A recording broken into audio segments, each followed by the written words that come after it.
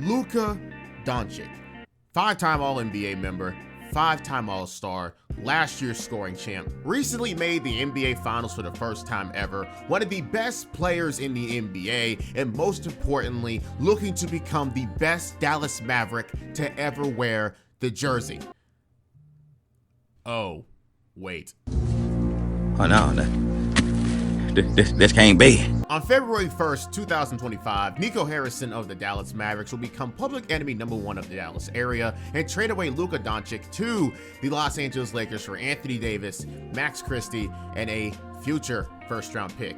Not like 10 of them from the Paul George trade, only a single one. Why?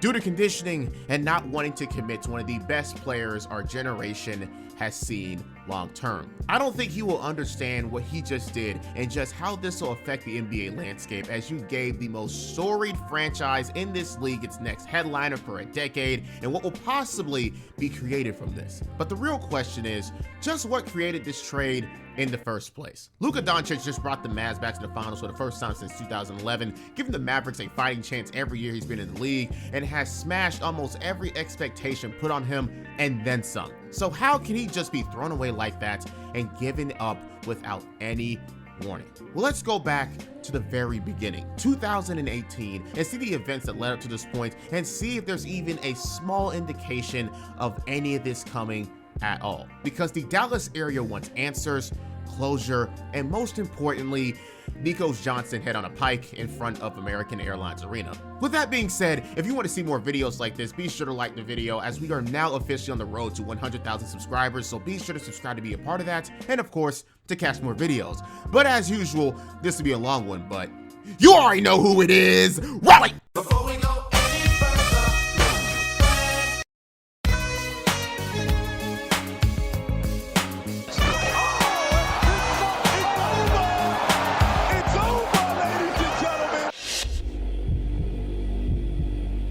So, before the infamous day of the 2018 NBA Draft, let's introduce our main character, Luka Doncic. To the NBA's American public, he is just some random European prospect that is getting a lot of draft stock due to his young career in the Euro League. But that doesn't even scratch the surface of the potential of the likes of Arizona's DeAndre Ayton and Duke's Marvin Bagley III, who is treating the NCAA ranks like child's play. But to the European populace and anyone super into the draft process, Luka Doncic is God's gift to basketball in Europe. In the European ranks, he was a prodigy that was able to lead his home country, Slovenia, to their first ever Eurobasket title in 2016 at only 17 years old. With this notoriety and already coming up in the Real Madrid system, he then became a headliner for the club itself after playing with them ever since he was a 16-year-old and lead them to the EuroLeague's title 2 years after, and then winning the league's MVP, the Spanish ACB's MVP, and becoming the EuroLeague's back-to-back winner of the Rising Star Award. In his infamous year with Real Madrid, he'd averaged 12 points, 5 rebounds, and 4 assists a night. But while the stats don't stand out at first glance, if you watch the footage, you understand that his game goes much farther than that than what it says on paper. He's far beyond his years, and being able to win at the EuroLeague level as a teenager is no laughing matter. But if he's able to do all of this at 18 years old, why isn't the NBA all over this kid like a certain French man who we know nothing about in 2018? Well, we already know the answer to that. Europeans don't get a lot of coverage here in the States from the media, and it was all about DeAndre Ayton dominating the college level, averaging a dominant double-double of being an All-American, looking like the NBA's next best center, and of course, Marvin Bagley from Duke, who did pretty similar things with the added ability of having a three-point shot, and lastly, Trae Young, who took the NCAA by storm with his solo act at Oklahoma. And the NBA spewed the exact same narrative. Important that the Phoenix Suns don't mess this up. He's right there in Arizona. He's right down the road. You need a box office attraction who can flat out ball, who's a big boy, the size, the athleticism, and the combination of all of those things with his gifts that you simply can't teach. I don't give a damn about how this kid in Europe looks. I understand he's a 6'8" point guard. He's surreal. He'll probably be the #2 overall pick. If it were anybody else, of course you take those things into consideration. But in Phoenix, considering the level of ineptitude that they have raked that city with in terms of its basketball product that they put out on the floor. DeAndre Ayton, there is nothing to think about. There is nothing to talk about. There is nothing to debate. There is absolutely nothing to consider. Office appeal you think he may have? None of those things in the end matter. The only thing that matters is getting the best player.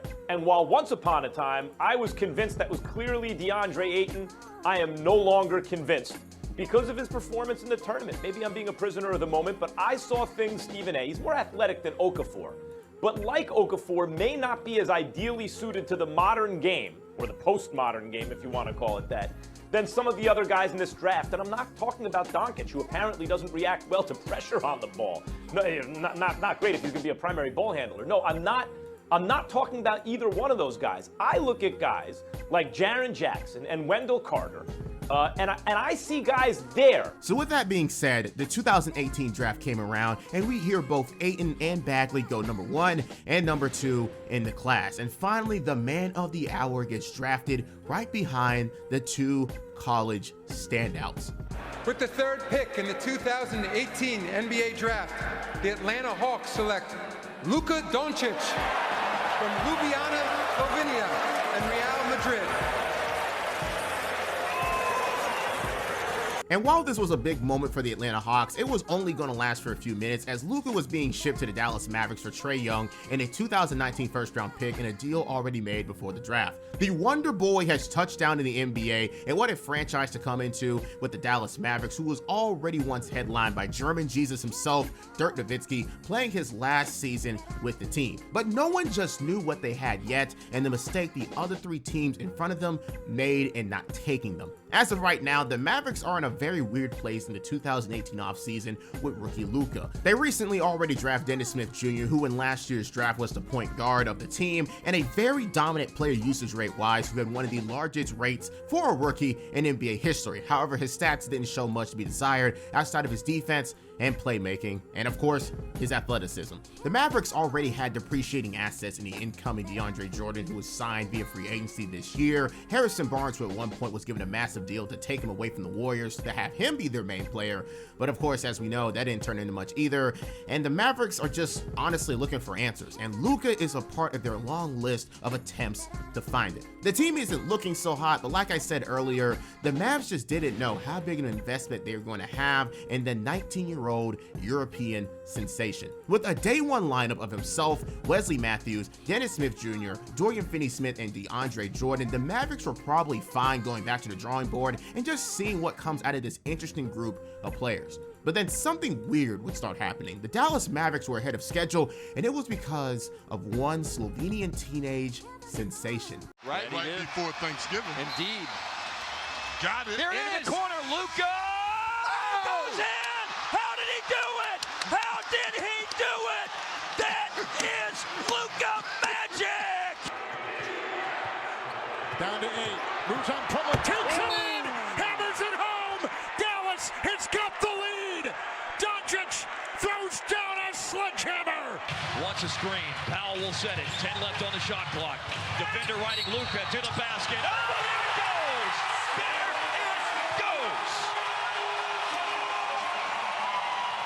If there were any doubts about Luka before, by the midway point of his rookie season, it went away 110%. We went from wondering if he can handle the defensive style play of the NBA to now wondering if this was the best rookie campaign since LeBron James in 2003. He was just that good, whether it was pulling off clutch wins for the Mavericks, hitting half-court heaves, or showing potential as a triple-double master, earning 8 of them in his rookie season, which ranked him 3rd all-time behind Ben Simmons and Oscar Robertson as rookies. Of course, even though he was doing amazing stuff, he was still rough around the edges because, you know, what rookie isn't? But if this was the worst we was going to see him, the NBA is in big trouble when he gets a team around him. But first, before we continue, some apologies from the media. Want to see the rookie of the year? It ain't DeAndre Ayton in Phoenix, regardless of what happened when he dropped 23 and 18 last night in Boston. It's this kid, Luka Doncic. That's who it is. The rookie of the year to be. This kid is special. This kid is sensational. He really, really is. Just 19 years of age. First they found Dirk Nowitzki 20 years ago, and now they found this kid. This kid is special. He's the best player taken in the draft, including Ben Simmons in the last 3 years. he's a franchise player. He reminds me of the way Tobias Harris is fitting on the Sixers and the way Boogie is fitting on the Warriors. It's like, boy, that's the best version of what that could have been. Yeah. All the hype about Luka, he's the best version of what you could have hoped for. He's a franchise player. I love watching him play too. So with how great this rookie season is going for Luka so far, if you're even a halfway decent front office, you know that you need to take advantage of this immediately and try to get this man a team to contend with as fast as possible. We've seen stars suffer due to their front office, and it's always a sad thing to see, but the last person who needs to be put in that same spot is someone who can be as good as Luka Doncic in the future. Something needs to happen fast, and the GM at the time, Donnie Nelson, seen a match made in heaven and decided to make some magic for Luka Doncic. Breaking news, we can roll it because wow, Woj has since tweeted Dallas finalizing a trade to acquire Kristaps Porzingis. The New York Times' Mark Stein, look at these details. He's got Hardaway and Courtney Lee are going to go with Porzingis to Dallas. Dallas is sending, according to Mark Stein, DeAndre Jordan, Wes Matthews, and Dennis Smith Jr. Wasting no time to get the Luka train rolling, the Mavericks see the potential and want to tap into a playoff roster immediately. If you watch my Knicks video, which you should, or I will tamper with your thermostat while you're sleeping, the Kristaps Porzingis experiment in New York post Carmelo Anthony hasn't been the best, as Kristaps has shown little indication that he wants to be in New York long term. So in a way to at least get something back for him, the Knicks put him on the block and Donnie Nelson matched the two together, as Luka and Kristaps will have a lot of chemistry together as Europeans, something that Kristaps was very excited about in the beginning. However, Kristaps was still coming off an ACL tear, so he'll be out for the rest of the season and not coming back until the next. But the potential of an all-star level Kristaps and a future star in Luka Doncic should be a dangerous one for years to come. The Mavericks would also go ahead and even clear up more cap space for even more opportunity in the future, trading away Harrison Barnes to the Kings a week later. However, in the most depressing way ever, literally being traded mid-game. The NBA is a business, and remember that for later. So what do we have to say for the rookie campaign of Luka Doncic? Well, if I had to put it together in one word, that word would be extraordinary. 23 points per game, nearly 9 rebounds, and 6 assists a night. Is this the numbers of a rookie or a seasoned all-star? All year, the talk was if he surpassed LeBron in his rookie year, and the answer is easily for me, yes. With his role, the pace of the league, and the spacing the league providing for this game, he can do so much offensively that makes him one of the most intriguing offensive products of all time. Despite his scoring efficiency not being the best, that's something that can be worked on, and the sky is honestly the limit for him. He is the full package already and is years away from taking the Mavs to the promised land if they do their part, and of course, if Luka improves himself. But I think the most eye-opening part of this season is the fact that Luka Doncic owned the 11th highest usage rate in the league his rookie season at 30.5%, which even ranked higher than Michael Jordan and Allen Iverson in their rookie seasons. The Mavericks are ready to rely on him, and if his stats and the fact that they are already making moves for him doesn't prove that, then I don't know what can. With all of this, you shouldn't be surprised to hear that he was unanimously placed on the All-NBA Rookie First Team and even earned the 2019 Rookie of the Year award over his peers, and especially those he was drafted behind. This is an all-time start for the young Luka Doncic, and his story is only beginning. With an all-star level player already added to his team and money opened up for the future of the Dallas Mavericks is a bright one if they play their cards right. But even if they fall behind a little, Luka Doncic has already shown that he is willing and able to carry as much of the load as he can. So as we get into his sophomore season, how much can he carry the Mavs to their next goal? Well, I think a lot of people would just be surprised at what a second-year Luka Doncic can do and how much of a threat he will be for many years to come. The Dallas Mavericks can safely tell themselves that they drafted one of the best players in the 2010s era, and his rookie season shows that after a few more years, he can potentially lead the Mavericks back to the NBA Finals. However, it'll take the part of the Mavericks organization to put a team around him and Luka Doncic himself to improve. They already did their part in adding an all-star level player in Kristaps Porzingis to the team, who is coming into free agency wanting to play with Luka and opening up even more cap space for much more in the future. So in the first ever summer, knowing what the Mavericks have, goal is to try to make themselves as competitive as possible. And that's a pretty tall ask in one summer without any major interest from other stars and even other top role players around the league. But let's see what the Mavericks were able to pull off without too much expectation. First, Kristaps Porzingis would be signing back long-term with a 5-year, $158 million deal to signify him as the long-term partner with Luka. And at 24 years old, if Kristaps can keep improving alongside Luka, this could be one of the best duos in the league. And if all else fails, the contract isn't so big that he can't be traded later on. Other notable signings would include Seth Curry, bringing him from the Blazers, who was at one point one of the best shooters in the league. Also, this is his second stint with the Mavericks. And then signing the likes, well, re-signing the likes of Dorian Finney-Smith, Maxi Kleber, and trade for Delon Wright. Now, is this a team that can be treated seriously at this current moment? Not at all. But can it be improved in the future? Yes, it can. But Rome wasn't built in a day, and they have to start from somewhere. Luka and Kristaps is a pretty dope duo as they both do crazy things for their position and at their size, but as you look down the team, you can only imagine why people make certain parallels between LeBron's early career in Cleveland and Luka's early career in Dallas. One co-star, a decent little third option, and a lot of misfits and unproven talent. Despite the money saved though, the Mavs didn't do anything big yet, but there is time. Perhaps they are just waiting for the perfect opportunity to strike, just like with the Kristaps Porzingis trade last year. So with the day one starting lineup of Luka, Delon Wright, Courtney Lee, Kristaps Porzingis, and Maxi Kleber, on paper the starting lineup isn't much to write home about. But just like last year, we see Luka take a mediocre squad way farther than anyone could ever imagine. Makes it a 2-point game. Oh, here's the mismatch right here. Now it's Luka. Deep three over 4.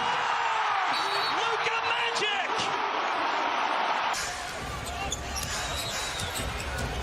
Doncic step back three, high arcing shot. He banks it in.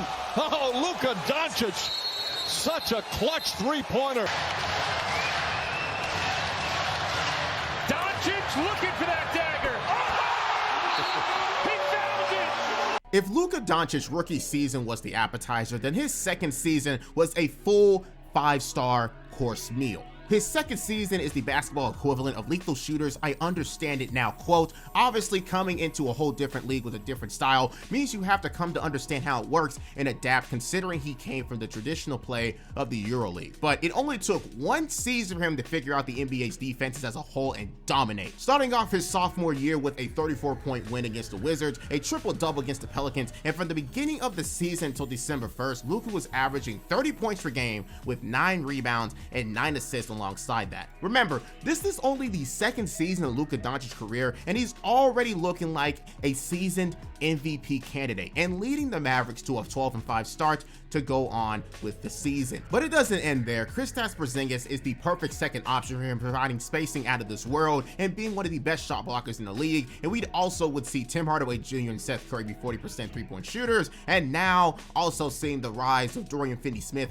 fresh off a new contract and providing more spacing and versatility defensively. A beautiful start to the season, and things are going way ahead of schedule once again. Luka and Porzingis as a duo work super well with each other, and despite the names across the team not being the most formidable, they work well enough for what the team is, and even had the Mavericks owning the top offensive rating of the season and scoring the third most points a night at 117 a game. 117. And also owning 5 people who score 10 or more points a night. It might not be perfect, but it gets the job done for now, and the Mavericks are thriving because of it. However, Luka's reign of terror in his sophomore season doesn't end there, not even close. He became the youngest player to ever own a 35-point triple-double, won the Player of the Month award for the first month in the year, October and November, alongside winning the Player of the Week in the week of November 18th to the 24th, where he averaged 37 points a game and went a perfect 4-0 in that span. He'd even break a record owned by Michael Jordan, going for 19 straight games, scoring 25 points, 5 assists, and 5 rebounds. And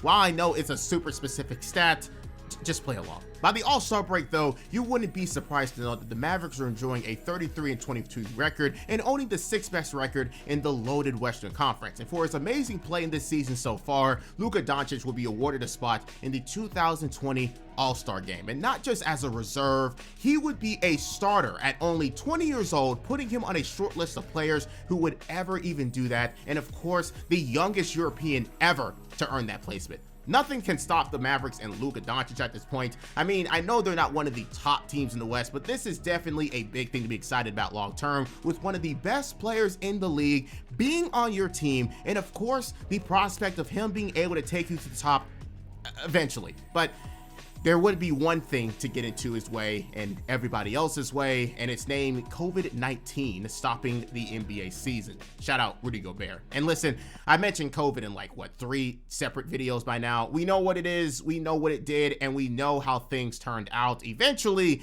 you'll get a retrospective from me out of it, but I'm not going to be fully explaining it every single time. Anyways, before the fact, the Mavericks were teetering around the 6th and 7th spot of the playoffs. Their play after the All-Star break started to falter little by little, going 9-9 after the break before COVID, and even going 2-4 in the bubble before the playoffs even started. And it is because of one word: defense. It wins championships, and when your offense ain't clicking, you can at least fall back on that. During the season, the Mavericks owned a bottom half defense and even gave up 112 points per game while creating the least amount of turnovers in the league and creating some of the most second point opportunities in the NBA. So as their offense started to slow down in the second half of the season alongside some injuries here and there, the Mavericks would go from a great start to now ending the season 43-32 as the 7th seed. Now listen, this is a huge improvement from the year before, and it should be celebrated. The Mavs own one of the best players in the league, and it's only the beginning for what they can be. But they just need to make a few more moves to improve their team more and more,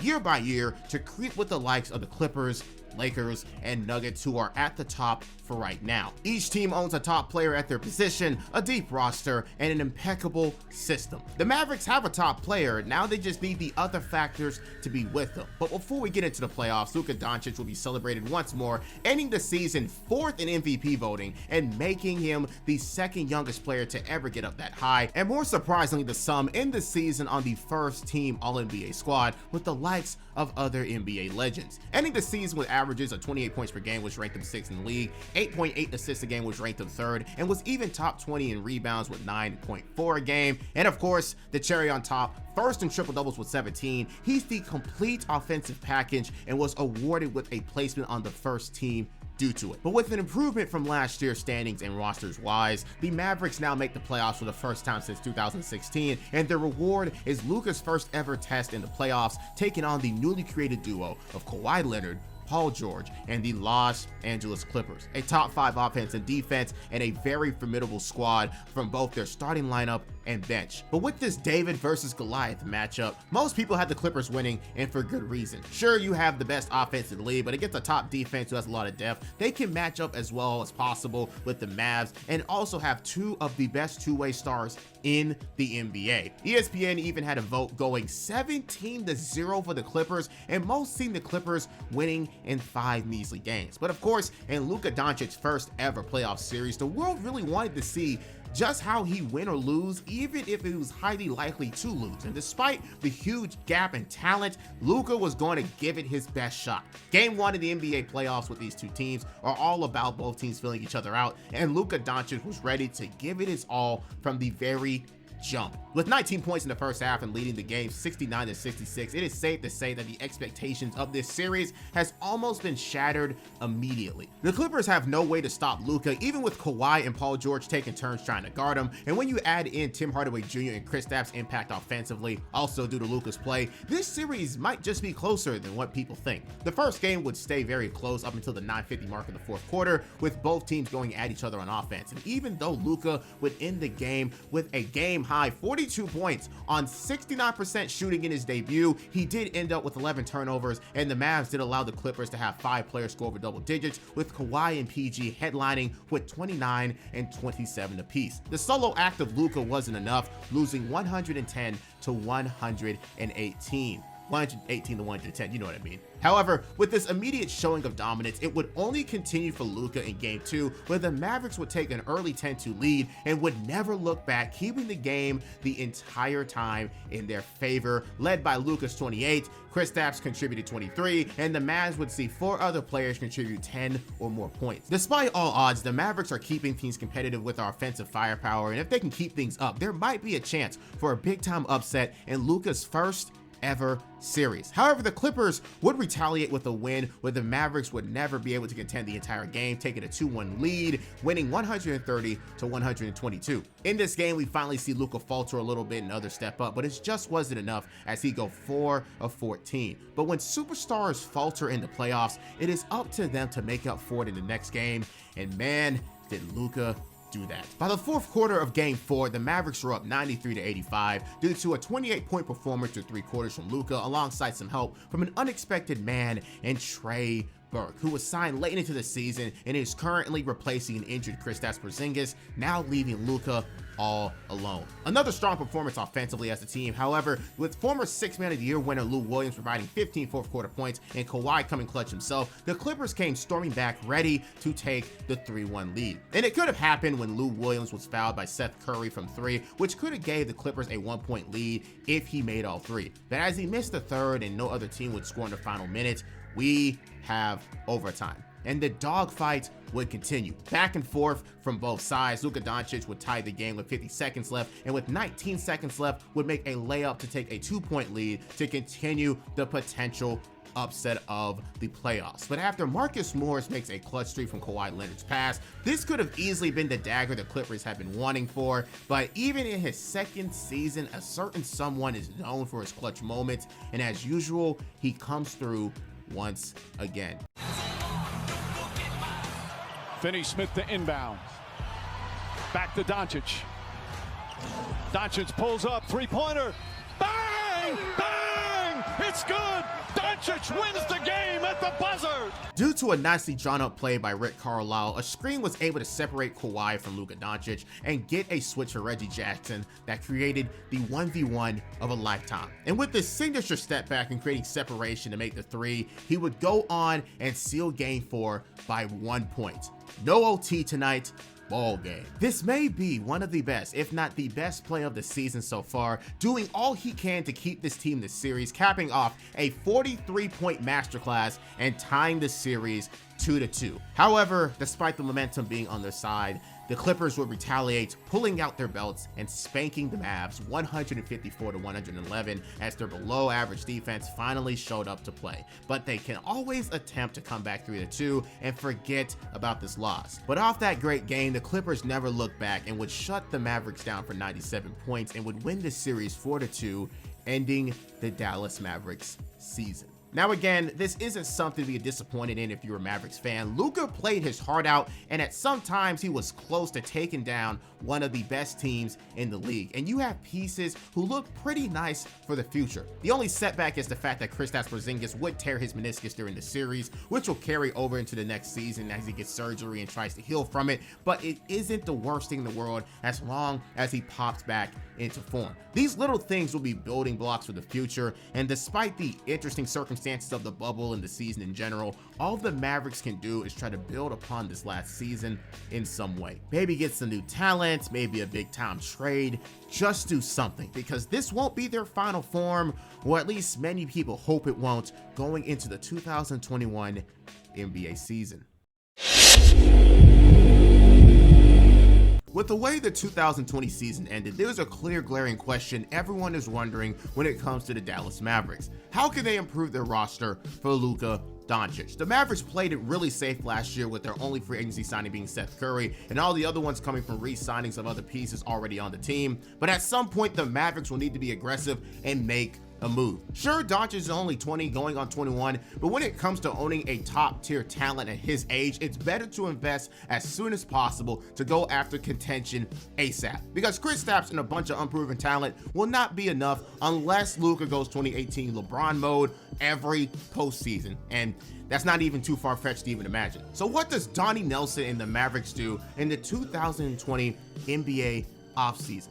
Honestly, a bunch of nothing again. First, they trade Seth Curry away to the Philadelphia 76ers for Josh Richardson and Tyler Bay. Obviously, the prize being Josh Richardson, who can provide great defense in the backcourt alongside Luka. But this does mean they are sacrificing the shooting of one of the Curry brothers. Outside of that, they give Trey Burke a new contract for his play in the bubble, re-sign Willie Cauley-Stein, who was also a late season acquisition last year, and that's it. Your Dallas Mavericks are doubling down on the Luka and Kristaps duo with a bunch of shooters and a little bit more defense. But with no major improvements and unless something major happens, the expectations will most likely stay the same for your Dallas Mavericks. And let me remind you, Kristaps Porzingis is healing off that meniscus tear, and he will be out for the first few weeks of the season due to it. Luka is seriously by himself for a bit, and Kristaps' injury issues persist from his time in New York, and he might have to just do all of this alone. So with that being said, what was it like for the Dallas Mavericks without Kristaps Porzingis for the first few weeks going into the weird beginning of the 2021 NBA shortened season? Well, we see the Mavericks have a horrible start. As I already mentioned, the Mavs were already dealing with Porzingis coming back from injury during the playoffs, but also a new interesting factor that affected them was players being out for the team due to COVID and COVID protocols. These factors returned the Dallas Mavericks having a 8-13 start to the year and would see them be on a 6-game losing streak to start the February month. With the sense of instability and inconsistency from the personnel, especially rotation-wise, you get this current mess of a season so far. The Mavericks were even at the 13th seed at the end of this 6-game losing streak, but luckily, even if you fall behind in the early parts of the season, there is always an opportunity to redeem yourself as a unit. Got to get it in. Here's Luka. Gets it away. It's gone! A Doncic dagger! He wins it! Three. As he was stumbling, he somehow got it to go! Doncic, down to 3 seconds, 2 seconds. Doncic for the win. Oh, yeah! Luka Doncic, the dagger! You're Gonna have to go now to the corner. It's gone! It's a go-ahead three! Finney Smith with 9 seconds to go! Boston up by 1. Doncic, the handles, the fake, the fade. It's pure! Luka Doncic with a fadeaway three. The season was quiet due to the lack of attendance, but the moments were loud from the Dallas Mavericks. After a slow start to the season, the Mavericks would really rally together and create one of the hottest teams for the rest of the year. It goes without saying that Luka was amazing once again and held down the team at their lowest, while his stats weren't popping out compared to what he was last year, as he averaged 27, 8, and 8. His efficiency and true shooting was better than the year before, and this is while having the largest usage rate in the league at 36%. When Luka plays well, you win. And even when Luka doesn't play well, there are some real unsung heroes on this team who may have not received the most credit from the media. But Mavs fans everywhere knew and appreciated every second of the contributions that these players provided. Dorian Finney-Smith turned himself into a 40% three-point shooter and getting better compared to last year. Tim Hardaway Jr. accepted a bench role and continued to be a sniper off the bench. And a true surprise was seeing the third-year player Jalen Brunson, drafted in the same year as Luka, finally getting more opportunities off the bench, and it created a real tandem with him and Tim Hardaway Jr. 12 points a night might not pop off at you at first glance, but the efficiency he was scoring at off the bench has to be noticed for something greater in the future. Great college player, and finally found his way to be a good NBA player, especially when you consider his stature and age coming into the league. But more on him later. Finally, Kristaps Porzingis would return, but the writing was on the wall, as it was shown that Kristaps is being in and out of the lineup, and he might not be able to sustain being on this team long term, as he has a huge red flag health-wise. Still playing at a good level, but you just never know if he's going to be playing as much as you'd like him to during the season, and you never know how that's going to translate going into the playoffs. But with their 8-13 start, they'd soar to a 10-3 run into the All-Star break, but even at that point, they were still only 18-16, still trying to climb up the Western Conference standings ladder. And I won't repeat the same thing and make the same big deal of it every year, but Luka Doncic would, as expected, be an All-Star starter, and it will be like this every year he's in the league, barring injury. But considering what the Mavericks wanted, the goal at the end of the year is the championship and making the playoffs in the first place. And the momentum that they had going into the All-Star break continued after, and it solidified the Mavs as the playoff team and a potential dark horse in the right circumstances. With a record of 24-14, the Mavericks were able to climb all the way up to the 5th seed after the All-Star break and even win their division for the first time since they won the championship in 2010. A pretty big achievement, and yet another level being cleared in the aspect of the development of the team and Luka Doncic himself. Of course, you still have to see the team get better, but if Luka is really LeBron-like, then a solo show is not out of the realm of possibility. And speaking of him, once again, he was an MVP candidate and made the All-NBA first team for the second year in a row and for the second time in 3 years. But the young career of Luka Doncic yet meets another crossroad, and potentially he might even be creating his first ever playoff rival, because for the second year in a row, they have to meet the Los Angeles Clippers in the first round, who instead of being on the top of the Western Conference, face similar issues to them in the aspects of health problems. So it created this highly interesting and anticipated 4 versus 5 matchup between the two teams. But does the media think after last year that this series is going to be any different?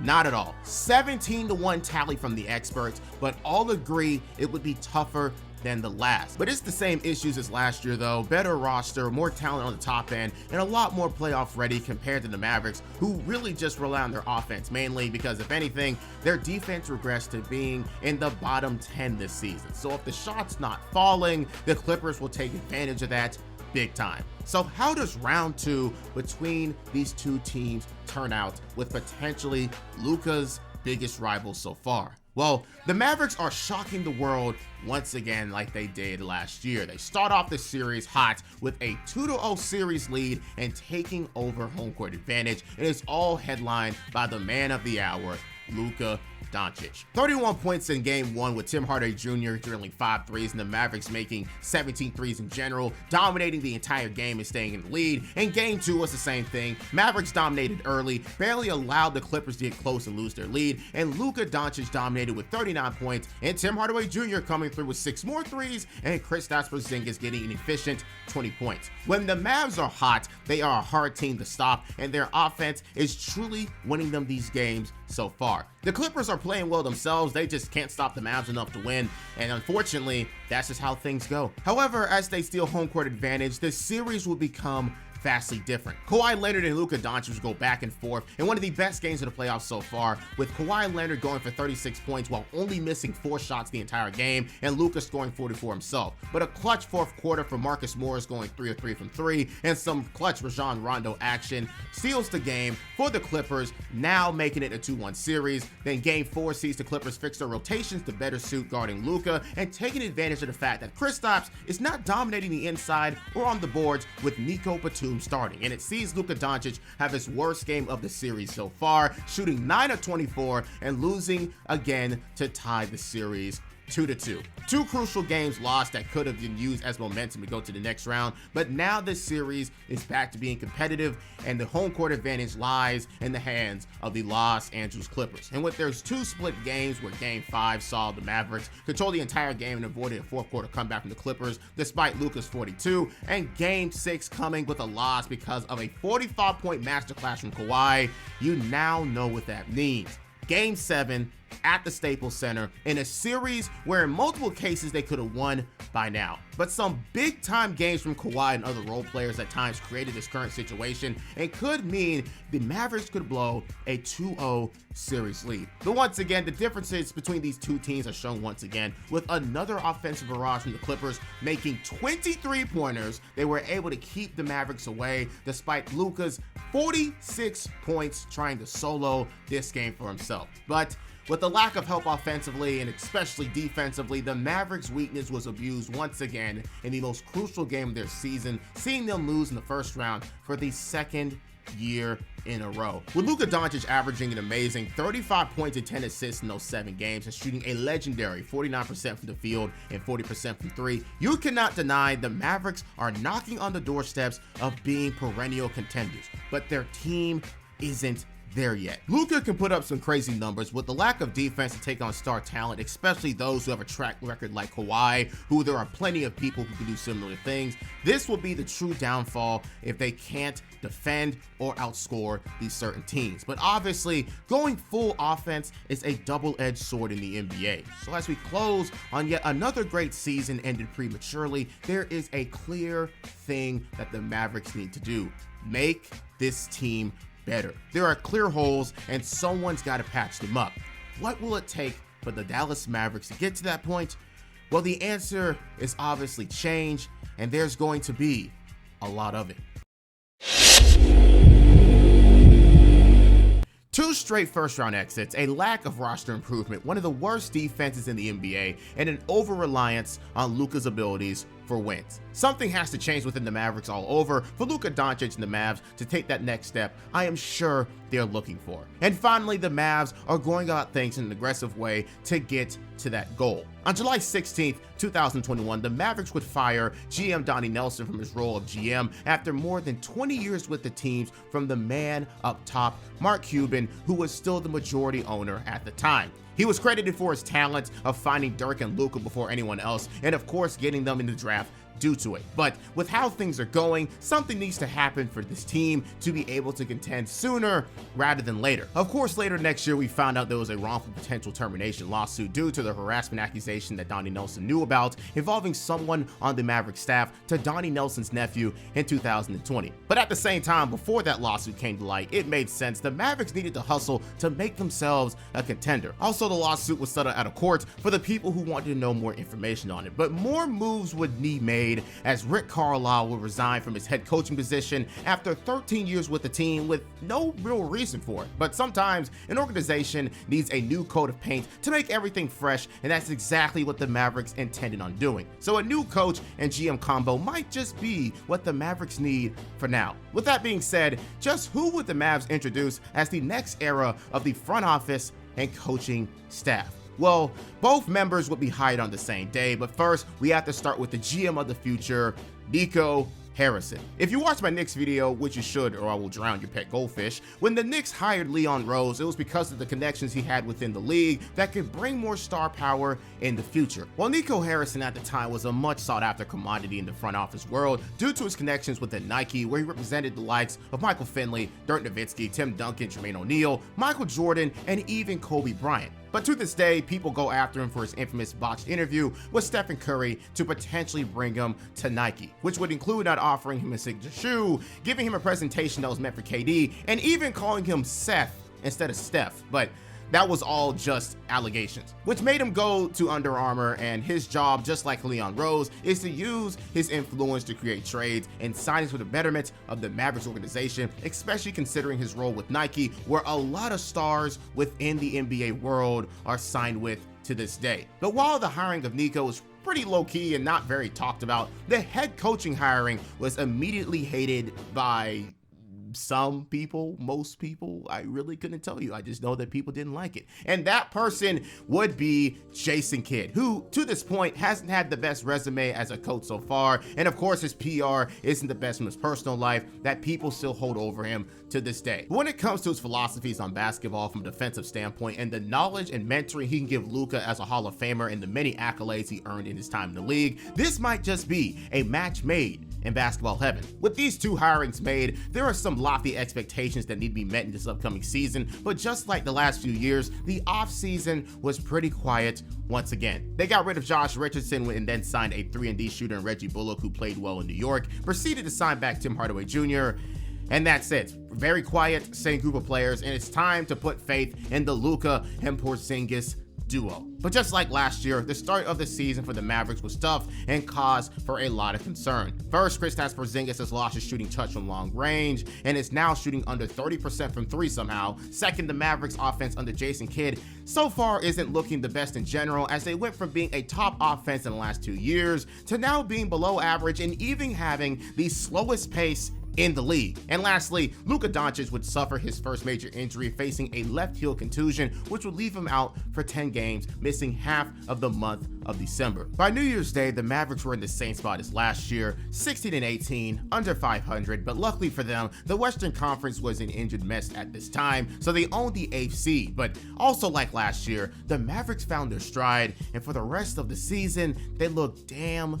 near unstoppable. If he comes all the way out to the logo, here's the switch. It's Luka against Josh Richardson, left side of the floor. Luka's three is a ring. Born to get down. Luka Magic on a Saturday night at American Airlines Center.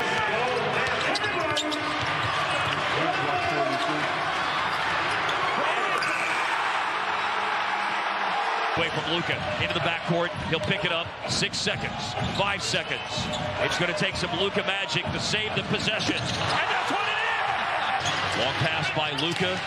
Finney Smith, late clock. And Luka, he will launch it and he will hit it!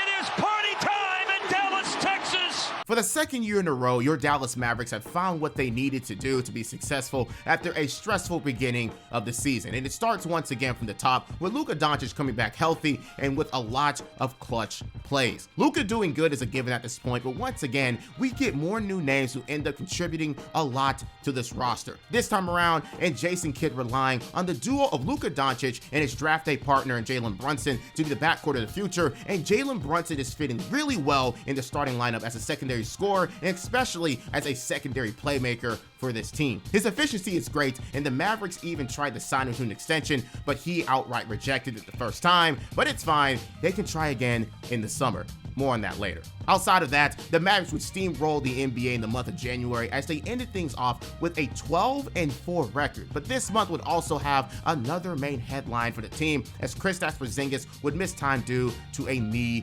injury. But the team just kept on winning, with or without him. Something in the front office had them very curious because of that, and after a few more games in February where they started off 4-1, first-year GM Nico Harrison decided to pull the trigger. According to our Tim McMahon and Adrian Wojnarowski, the Mavs, they're trading Kristaps Porzingis to the Wizards for Spencer Dinwiddie and Davis Bertans. What do you think of that trade, Perk? Again, one more time. The Mavs are trading Kristaps Porzingis to the Wizards, Spencer Dinwiddie and Davis Bertans in return. Now Montrezl, it makes sense. It makes sense, but you know what? I love it for Dallas. I think getting Bertans is a huge pickup. Like you talking about, when you think about a guy like Luka, you need spacing. And I'm just trying to see where's Spencer Dinwiddie going to fit in at. This can't be the end. This can't be his landing spot because you got Jalen Brunson. So I'm trying to figure out where's Spencer Dinwiddie going to fit in at. On February 10th, 2022, the Dallas Mavericks would trade Kristaps Porzingis to the Washington Wizards for Spencer Dinwiddie and Davis Bertans. A head scratcher around the league, but the reason for it is pretty simple. With the amount of money he has left on his deal, they just wanted to go on and dump him for anyone who will take him. And if he played well without him, well, they rather as well move on and try to bring in more pieces that can provide more and help the team rise to higher heights. In return, they get Spencer Dinwiddie, who will play off the bench and provide even more starter quality minutes, with Luka or Brunson are interesting, and for Davis Bertans, he gives the team even more shooting from the outside. But this also does mean the Mavericks are without their second star for the playoffs, but considering who they have as their best player, they'll make it work. We've seen it 2 times already despite the early playoff losses. Speaking of him, he'd return to the All-Star game, this time as a reserve, and the Mavericks post-All-Star break continued to stay on fire as one of the best teams after the break. Spencer Dinwiddie started off the season with the Wizards with horrible efficiency, but as soon as he touched down in Dallas, Texas, he looked like a completely different player. 15 points per game while shooting over 40% from 3 gives the Mavericks even more reason to be feared around the league, as he can instantly replace the offense for his starters with an instant boost off the bench. With him providing more scoring and the team staying on fire, the Mavericks would end their season 17-6 after the All-Star break and meet another new achievement. For the first time since 2015, the Mavs would own a 51 season and earn a 52-30 record, which would be good for the 4th seed in the Western Conference, slowly getting better every year to get to that long-awaited goal. But there is a tiny issue though. During the last game of the season against the San Antonio Spurs, Luka Doncic would strain his calf. Some can agree that he didn't need to play in that game, but with the chance to be able to jump the Warriors in the standings due to them owning the tiebreaker, if the Warriors would lose that last game, it would have made them the 3rd seed instead of the 4th seed. But instead, the Warriors won, and Luka will be out for the first few games of the playoffs. Could mean another unfortunate early playoff exit, but they'd be very fortunate as the bottom half of the Western Conference playoff teams were not the best in their own right. Their reward for this 4 versus 5 matchup will be facing the deteriorating Utah Jazz led by Donovan Mitchell and Rudy Gobert, but compared to last year, they have really regressed. But considering that Luka is out for at least 3 games, this series can really go sideways real fast. And I know it goes without saying, but Luka Doncic gets first team All-NBA, yada, yada, yada, one of the best players in the league again, yada, yada, yada, top 5 in both points per game and assists per game, yada, yada, yada. You know who we're talking about. I don't have to over-explain every single season. The NBA experts at ESPN had a very interesting series to predict. And for this first round matchup, the tally ended up with them voting with an even 11-11 final vote. It makes sense due to the shortage of Luka and also Tim Hardaway Jr., who was injured mid-season, the top shooter of the team. So the series really comes down to how the rest of the team operates without their superstar. And for those first 3 games, we see the birth of a future star of this team. Game 1 will be a slugfest between the two teams. Both Jalen Brunson and Donovan Mitchell wouldn't produce very well, but the Jazz were able to escape with a win due to 11 fourth quarter points from D. Mitch. But Game 2 will be a bounce-back game for the Mavericks as Jalen Brunson will put up Luka-like scoring numbers, putting up 41 points and even see Maxi Kleber go 8 for 11 from 3 to win 110-104. When he was playing behind Luka, Jalen Brunson was fine playing his role and getting shots when he can. But with Luka out, we're getting a glimpse of what those two can be in the future as a duo if both of them were given equal offensive opportunities. Game 3 would be an encore of Game 2, with Brunson scoring another 31 and even seeing 6 other players score over double figures and also making the Mavs be up as much as 17, winning 126-118. Some people thought the return of Luka would go on and put a cap on this series as Jalen Brunson was playing on another level, reliving his college days, and of course Luka Doncic coming in giving you instant impact. But it was the complete opposite. Both teams are having their struggles offensively, and going into the final minutes of Game 4, Luka Doncic would potentially steal the game with a 3-pointer with 39 seconds left to put the Mavs up by 4. But after an and 1 from D. Mitch and 2 missed free throws in a row from Dwight Powell, the game is in the hands of the Jazz to tie up this series as they are only down by 1 Beasley point. 15 seconds. Here comes Mitchell. Gobert! Utah takes the lead. Dwight Powell misses 2 free throws and then gives up the game winner off a pick and roll alley-oop to Rudy Gobert, which gives the Utah Jazz all they needed to win the game 100-99. In Luka's first game back, he'd get a nice and efficient double-double, but with Jalen Brunson coming back down to earth and 42 free throw attempts from the Utah Jazz, it allowed them to stay in the game, despite the fact that they shot 26 of 42 from the line. This game could have been completely different if they made their free throws. Game 5 will be a blowout all game as the Mavs lock down the Jazz for 77 points and seeing Brunson and Luka take turns scoring over and over. And with the 3-2 series lead, the Mavericks have a key opportunity to go to the second round for the first time in a long time. But just like Game 4, it would be another close one in Utah. 2 minutes and 30 seconds left. Bojan Bogdanovic makes a 3 to tie the game, 94-94. We are officially in clutch time for both of these teams. If the Jazz win, they force a Game 7 back in Dallas. If the Mavs win, they move on to the second round. Jalen Brunson immediately retaliates with his own 3 to push the lead back and give the Mavericks some room to breathe. And what a time to do it, because both teams would miss and miss and miss some more. But finally, Rudy Gobert puts the lead back down to 1 with a layup with only 35 seconds left, and with Luka missing a 2-point shot and Mike Conley getting called for a travel, the Jazz are just hoping for a miracle for the Mavericks to miss a free throw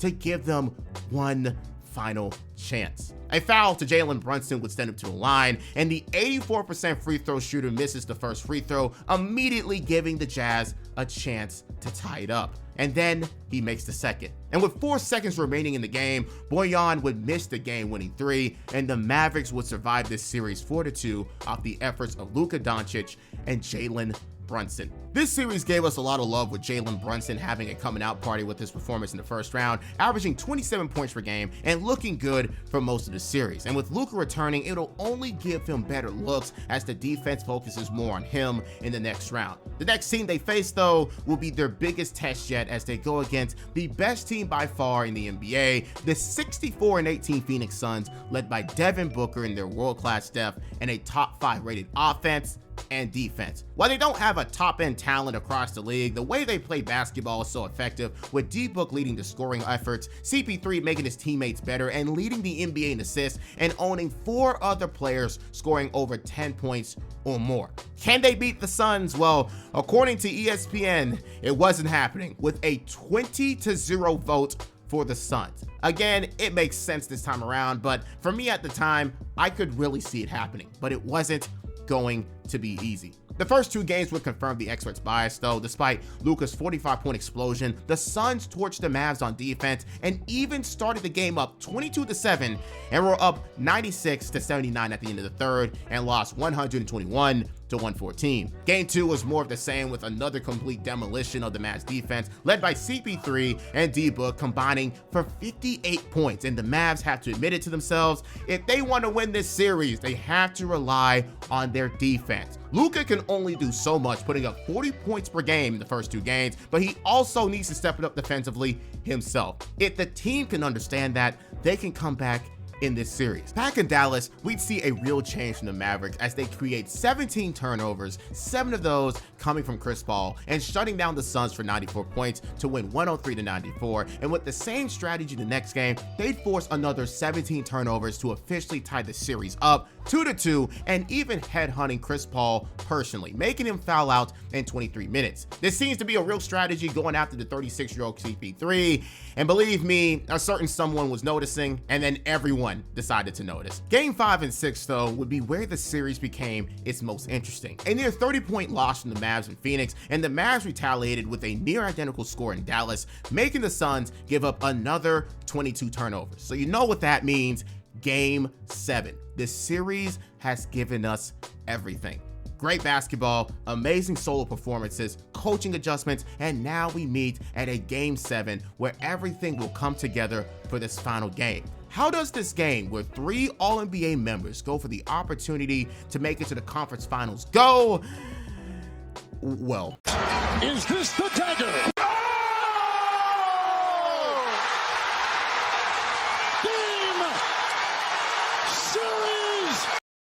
I remember when we were playing Phoenix, they were talking so much shit, telling us we better make the playoffs. We ain't gonna make the playoffs. We out of the playoffs, but y'all, this is a disgrace, bro. Like, y'all got points in the third quarter. This is terrible. We're going to be seeing this photo for a long time. The Phoenix Suns are going to be seeing this for a long time.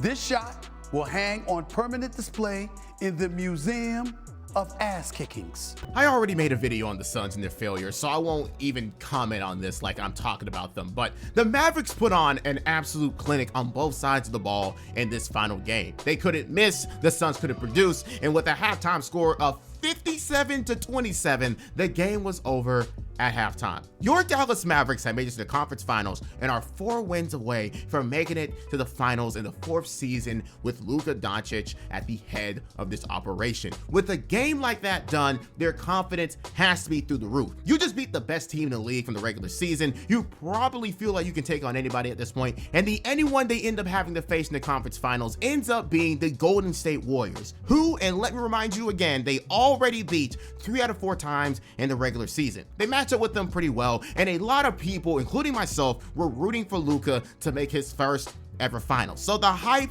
was definitely there for this Western Conference Finals. Old school, I guess old school considering it's the 2010s dynasty, against new school with the Dallas Mavericks. But guess what? The experts still went with the Warriors with a 14-5 vote, and all the Mavs could do was prove them wrong. But guess what?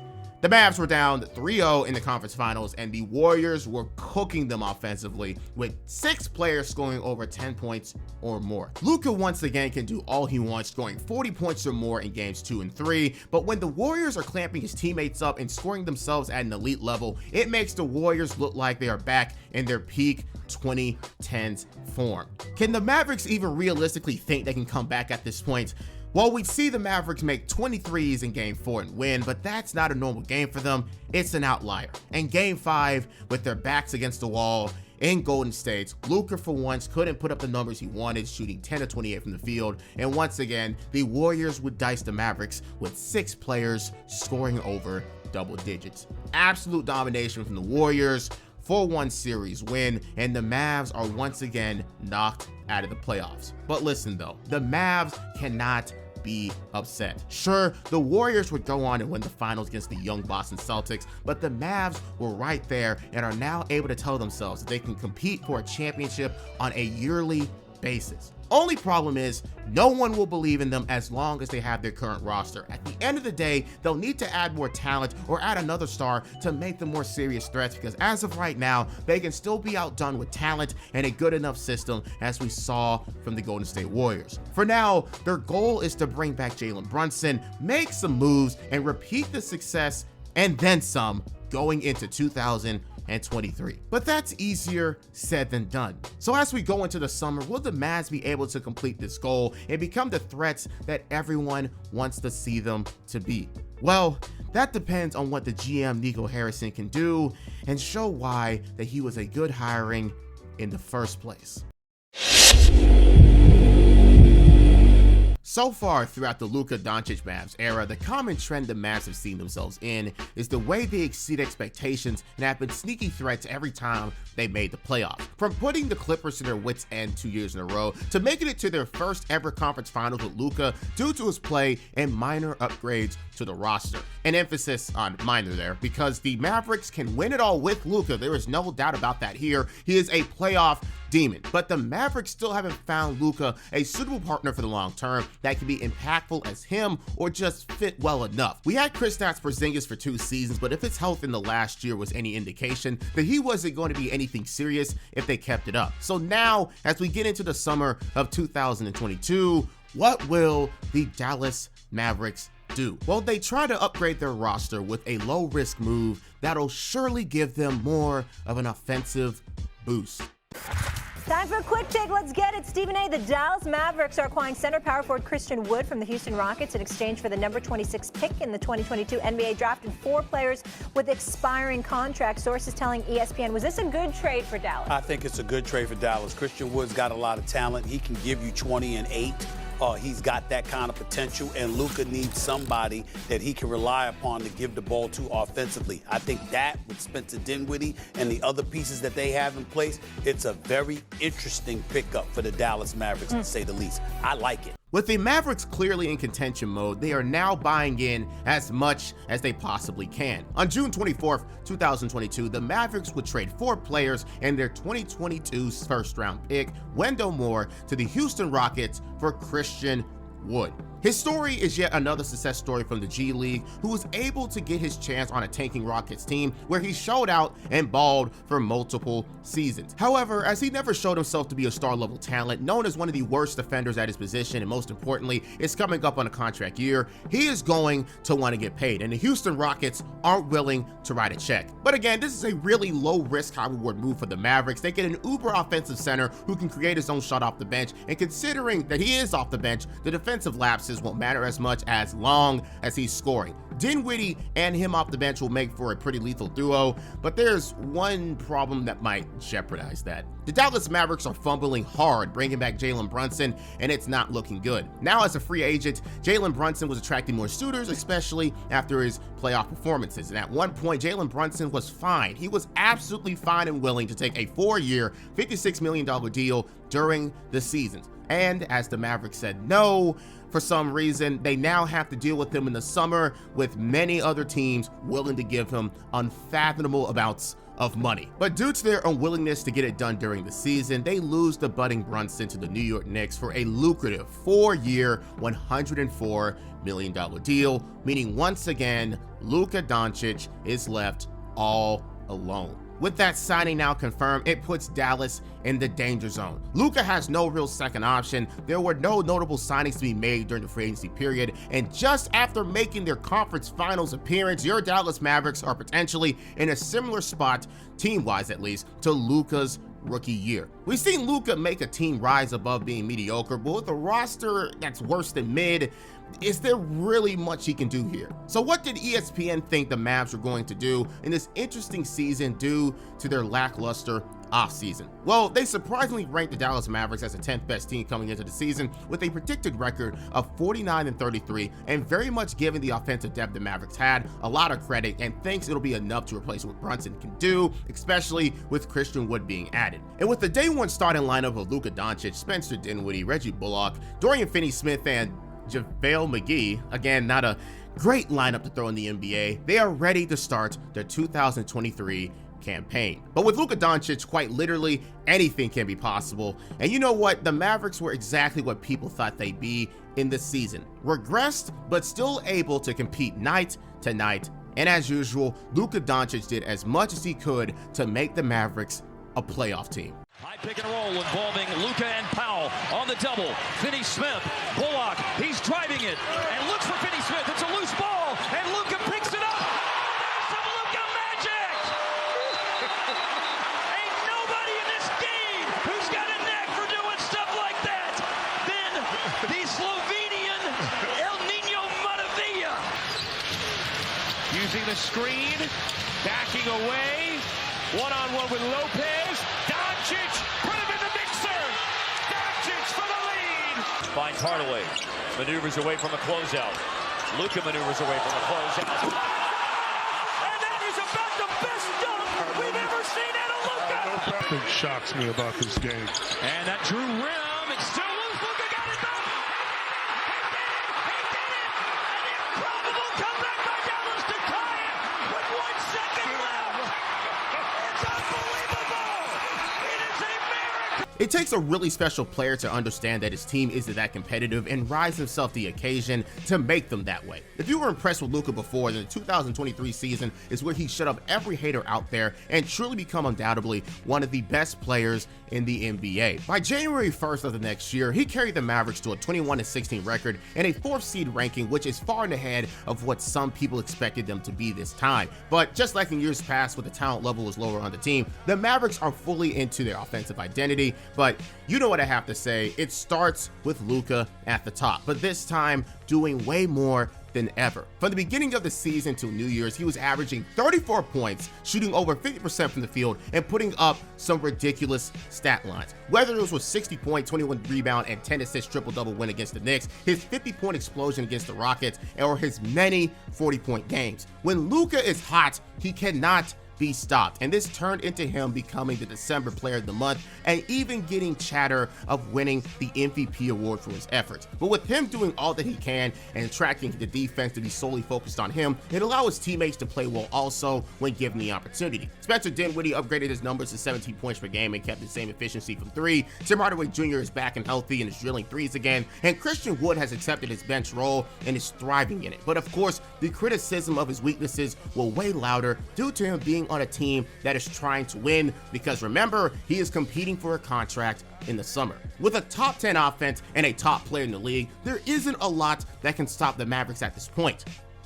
But then January happened. The Mavs started slipping ever so slightly and losing badly. Multiple games losing by over 10 or more points, and even losing to the Celtics by nearly 30. Their offense may have been top tier at the time, but their defense was the 6th worst in the league. They fouled the most times in the league, creating some of the least amount of turnovers, and couldn't stop teams from scoring inside the arc. When your offense isn't good, you have to rely on your defense, and they had 0 of it to rely on. By the end of the month, the Mavs were only 2 games over 500, but luckily, due to the middle of the West struggling themselves, it was still good enough for the 5th seed. But as the struggles continued and the trade deadline and All-Star break got closer, there were rumblings around the league about a certain player wanting to leave his spot, and it created one of the moves of the year.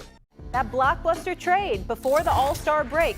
The Brooklyn Nets are trading Kyrie Irving to the Dallas Mavericks. Irving is expected to arrive in Dallas today for a physical and make his Mavs debut at the Clippers on Wednesday, a source telling our Adrian Wojnarowski. So the Mavs making a huge splash yesterday, pairing Luka Doncic with Kyrie Irving. As you just heard, the Nets took the Mavericks deal over several others. It sends Spencer Dinwiddie and Dorian Finney-Smith to Brooklyn, along with a 2029 unprotected first-round pick and 2 second-round picks.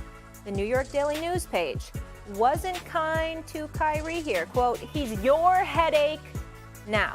February 6, 2023, your 29-26 Dallas Mavericks would trade Spencer Dinwiddie, Dorian Finney-Smith, a 2029 first-round pick and 2 second-round picks to the Brooklyn Nets for Kyrie Irving and Markieff Morris. A total blockbuster trade, and now bringing Luka Doncic, another star teammate. While this price wasn't that steep, you are trading 2 serviceable role players for Kyrie, who you will hope replace their productivity. But at the same time, the price is even steeper in the fact that Kyrie is looking for a deal, as this is also his contract year. But if the Mavs think they're going to contend, moves like this and little risk like this are absolutely necessary. More moves can be done in the future, but for now, it's good to establish themselves with another duo of Luka and Kyrie, especially since Kyrie is fine playing second fiddle to a better superstar. Also, as a tiny bit of information to add to this, Nico Harrison really traded for a man who was dropped by Nike just recently, so things are already interesting off of that alone when it comes to the future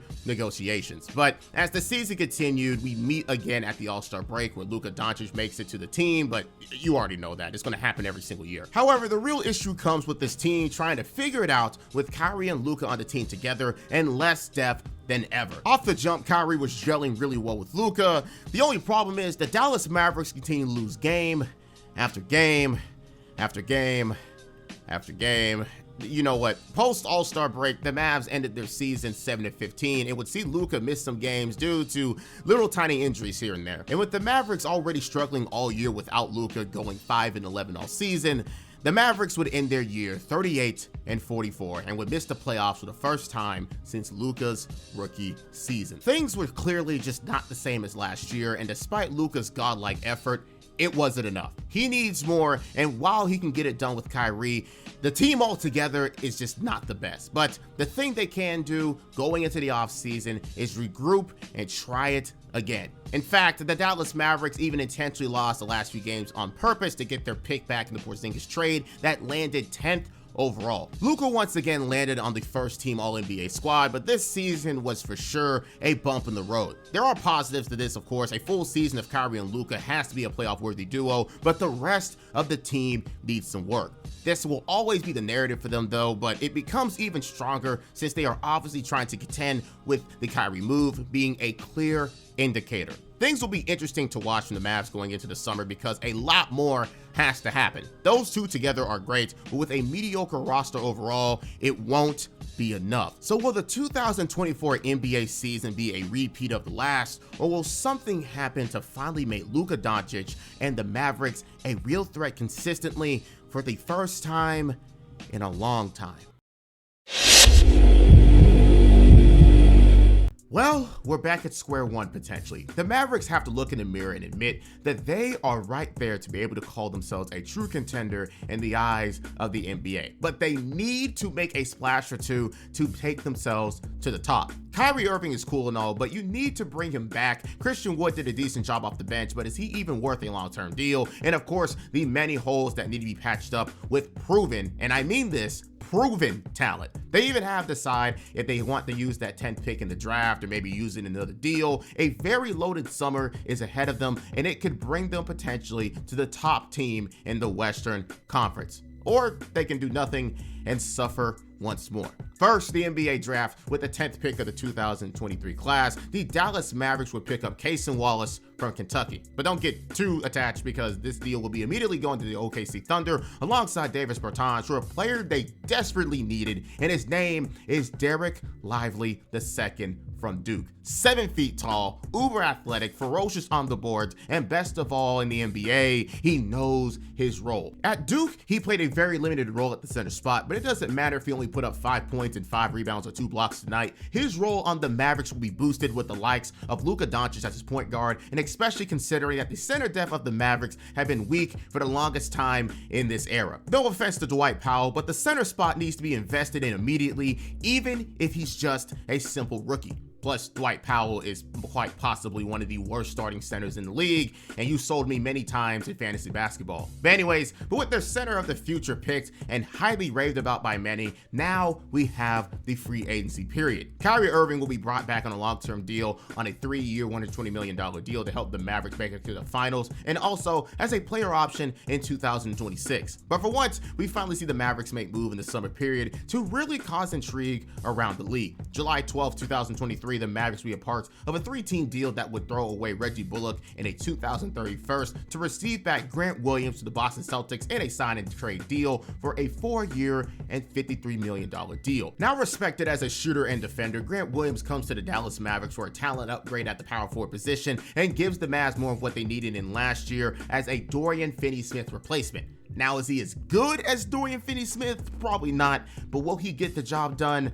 I guess we'll wait and see. And if all else fails, his contract isn't worth the most and can be dealt with in a simple trade. But at least this shows that Nico Harrison was trying to at least make something happen. Dante Exum would be signed back to the NBA after some development in Europe to a 2-year and $6 million deal. And before training camp, they'd also signed Derrick Jones Jr. to a 1-year, $2 million deal.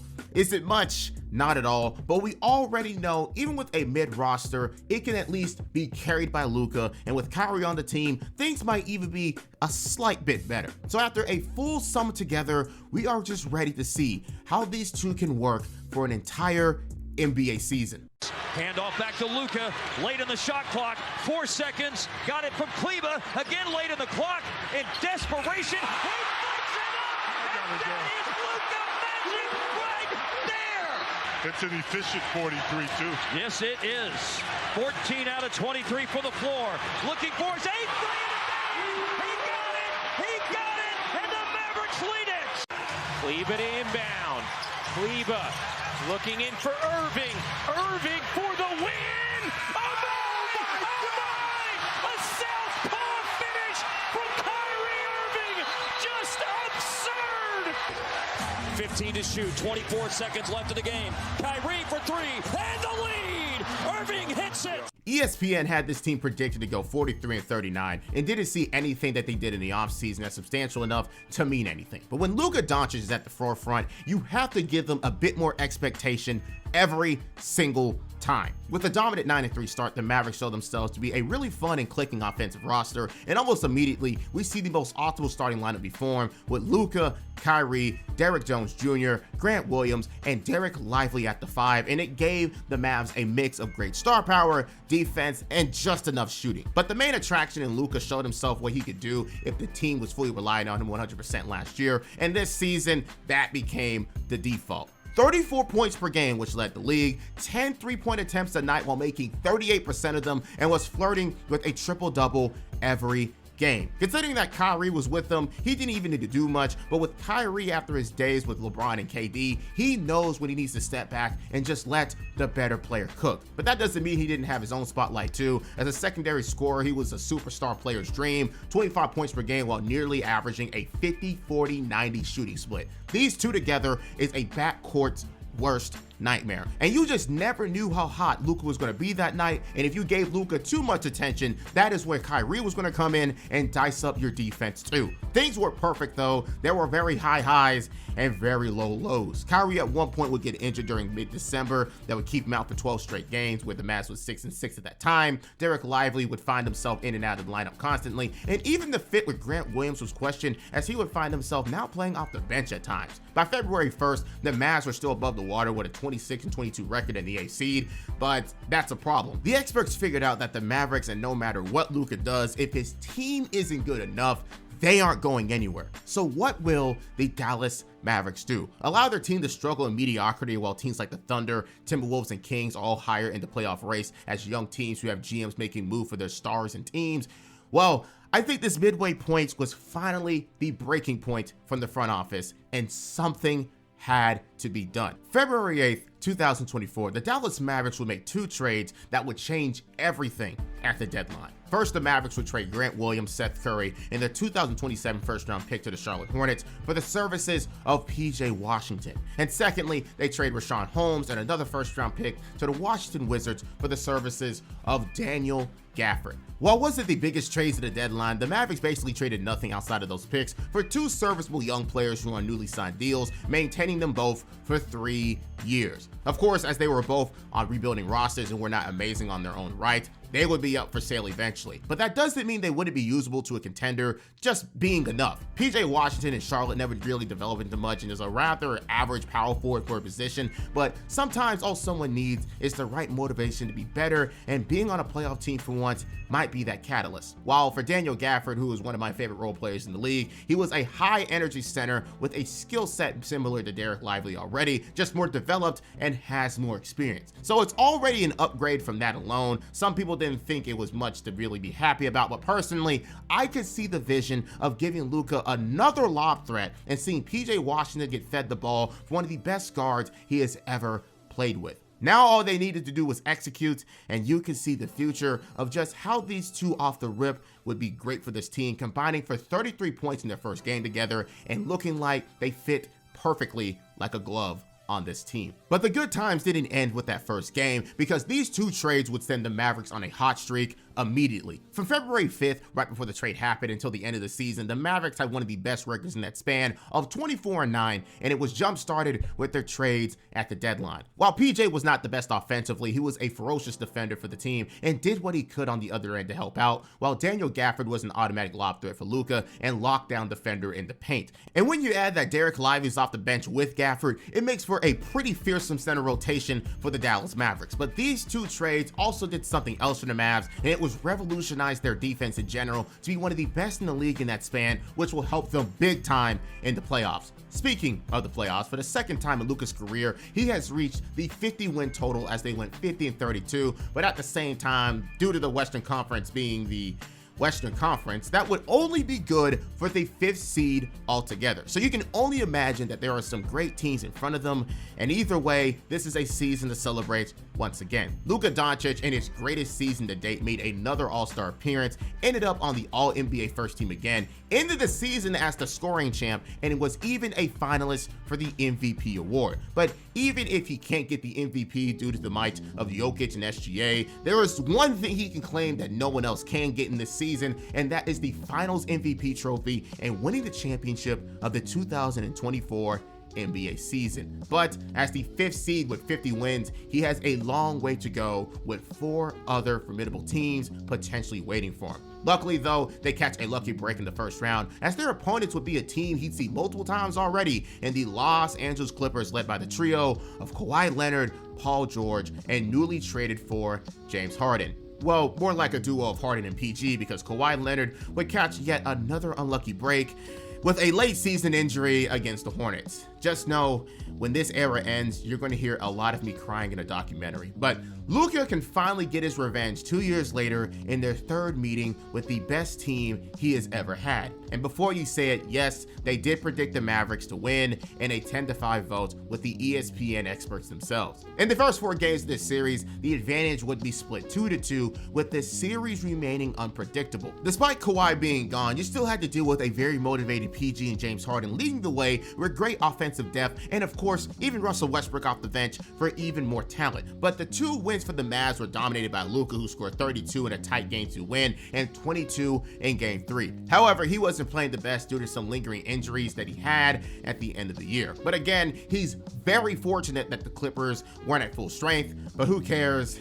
It's the Clippers, and they are never healthy in the first first place. But with the series tied 2-2 and both teams dealing with their own set of injuries, which 50-win team will go to the next round? Game 5 in LA would see an absolute demolition of the Clippers defense, with the Mavs scoring 123 points, led by 35 points from Luka and 5 others scoring over double figures, giving them a 3-2 advantage. And finally, with this advantage, they'd only need one more game to make it to the next round, and they had Game 6 at home, which only made it better for Dallas. And I won't even sugarcoat it, Game 6 was yet another dominant win for the Mavericks, never giving the Clippers any hope of winning, getting the series done with a 114-101 win as Kyrie and Luka combined for 58 points. While this series was predictable for some due to the lack of Kawhi Leonard, the Mavericks will have to take what they can get in these playoffs, especially since Luka was also hurt and put up some bad shooting splits for his standards in this series, but they could escape with this win and move on to the second round against one of the best teams in the Western Conference, the OKC Thunder, led by their three-headed monster of Shai Gilgeous-Alexander, see, I said it right this time, Jalen Williams, and Chet Holmgren. With a top 5 offense and defense, the Thunder are primed for a finals run at this point, with a near unstoppable offensive threat in Shai and one of the most annoying defenses to deal with. Of course, the Mavericks have their own studs on their team, but they will truly be tested against the young and hungry OKC Thunder. And you want to know something else funny? Despite what we saw in the first round for the Mavericks, the experts this time around didn't discount Dallas. They voted straight down the middle 7-7 for this second round matchup, with a prediction for almost every member that it would go down to 7 games. And you know what?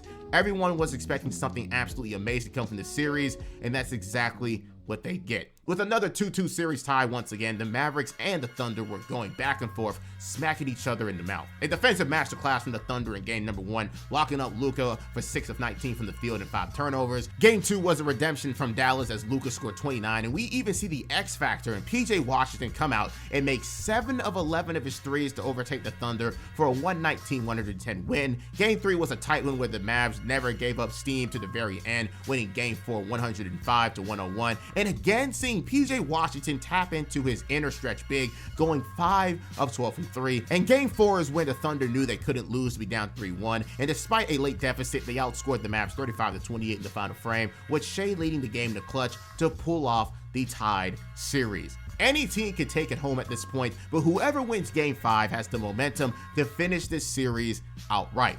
Both teams knew this, and all they could do was try to obtain this advantage. But once again, it came down to another X factor giving the Mavs their best game of the year, with Derrick Jones Jr. taking over the first half with 15 points and going a perfect 3 of 3 from beyond the arc. And Luka Doncic adding another triple-double effort to squeak out the 104-92 win, as the team in general made 40% of their threes and shut down the Thunder as best as they could. So now it comes down to this. Are the Mavericks going to finish this game at home, or are the Thunder going to push them to a game 7 back in OKC in a lose or go home scenario? The role players came to play alongside the stars in this series, and they just needed them to do it one more time to get to their second conference finals appearance in 3 years. Well, with a score of 64-48, things were already looking like it was going to go to a game 7. It was coming fast, with a 21-point first half from Shai and 10 first half threes from the Thunder. The game is far from over though, and leads being blown in the modern NBA are a dime a dozen, or at least it feels like that at times. Well, the Mavericks started chipping down at this lead with another great performance from Derrick Jones Jr. going 3 of 3 from 3 in the third quarter, alongside 20 points from Kyrie and Luka combined to bring the lead all the way down to 7 measly points. A 7-point deficit is nothing with a little defense and offensive execution, and the motivated Mavs knew that themselves after working that initial deficit down. And with the game tied with only 6 minutes left, it truly became time to see who is the more clutch team now, because everything hangs in these final minutes. But let's skip to the final minute of the game, with the Mavs in control due to their role players scoring 5 straight points, but the Thunder go ahead and regain the lead with an SGA 3, a foul from PJ Washington that gives the Thunder a free throw, and finally a Chet Holmgren dunk with only 20 seconds left and a 1-point lead to rule them all. So you know what that means. The reality of a game 7 or the conference finals lays in the hand of Luka Doncic. Throughout this entire video, I have shown you shot after shot after shot of Luka making clutch baskets for his team, and if anyone is going to determine how this series turns out, it's him. Will he finish this game, or will we see a miss and a trip back to OKC for game number 7? Guarded by Dort, 10 seconds left. Doncic drives, backs him down, gets deep, gives it up. Washington, double clutch three. No, the tip in, and they're going to call a foul on the shot in the corner by Washington. If there's one thing you can rely on, it's the fact that Luka Doncic was going to attempt to take the final shot. But with Lou Dort trying to lock you up, it is very hard to get an opportunity to do so. And then when you add in Shea coming in on your blind side, there was nothing Luka can do but pass the ball out as he struggled to even maintain the ball in his hand to an open PJ Washington. And considering PJ has been killing them all series, SGA went in for the block way too early, which meant that PJ can go for the contact, which gave him the foul and free throws to potentially end this series. A very crucial mistake from the MVP runner-up, and it was going to be the biggest one of his career so far. PJ Washington, a career 71% free throw shooter, is the only thing keeping the Mavericks out of the conference finals. And as he gets to the line, he makes the first one to tie it, makes the second one to take the lead, and misses the third one on purpose to waste time and win this series 117-116. This entire series was a big-time team effort from all around, from Luka leading the charge, PJ Washington stepping up as Kyrie struggled, and Derrick Jones Jr. making his open threes, because obviously the strategy was to get the ball out of the hands of Luka and Kyrie and make his teammates pull their own weight, and the Mavericks stepped up to that challenge. So with another conference finals appearance upon them and taking down the best team in their conference, who else can stand in their way? Because we saw the same exact thing happen a couple years ago, taking down the Suns and now going against another formidable team in the conference finals. Well, that team would end up being the Minnesota Timberwolves, who is even more suffocating than the Thunder, with the best defense in the NBA and plenty of length on that end. But luckily for them, their offense is relatively average. If you get past their defense, you win 9 times out of 10. But of course, that's easier said than done, especially when Anthony Edwards has been on a heater all playoffs long. And with that being the case, the experts at ESPN predicted that the Wolves were going to win this series in a 9-6 tally, and once again, the Mavs are doubted despite all they have done so far. So now they got to prove all the doubters wrong once again. We start things off with game 1, where it was headlined by 38 halftime points from Luka and Kyrie combined, but the performance of Jaden McDaniels with 19 of his own and 11 off the bench from Kyle Anderson kept the Wolves up 3 at half. But after a 15-point fourth quarter from Luka and a clutch 3 from PJ Washington to give the Mavs the lead, they escape game 1 and win to keep a 1-0 lead. But the Wolves weren't backing down, giving the Mavs an even worse deficit going into the fourth of game 2, up by 7 as the offense of the Wolves came to play. But just like last time, they continue to slip once again. Kyrie Irving, who has been battle tested many times, started the quarter off with 3 threes and assists to PJ Washington to take the lead back from the Wolves with only 8 minutes left. And just like that, it's time for things to get interesting. With both teams going back and forth with multiple lead changes, we finally see the T-Wolves start to break away until Kyrie Irving makes his 4th 3 of the quarter. And with the game back down to a 2-point game, the Mavs just need to clutch up one more time on defense to go on and win this game or take it into overtime. However, luck would be on their side. Their first sign of it would be a turnover from Jaden McDaniels, and then another one from Anthony Edwards in a very crucial possession that could have potentially ended the game. So now the game is left in the hands of one of the most clutch players in the league, in Luka Doncic. And he wasn't about to let this opportunity escape him, especially as he meets face to face against someone he can easily abuse. Doncic has the ball, down by 2. There's the switch. Gobert is out there. Doncic maneuvers for the lead. Got it! Got it! What a shot! Dallas has taken the lead. There are 3 guarantees in life: taxes, death, and Rudy Gobert getting abused on the perimeter. And with a forced switch from a screen, Luka simply said, "Can I have this dance?" and had Rudy in a blender. Got enough space and swished his signature step back 3 for the game winner. 2-0 lead, and yet another lead blown by the Timberwolves. Can it get much worse than this?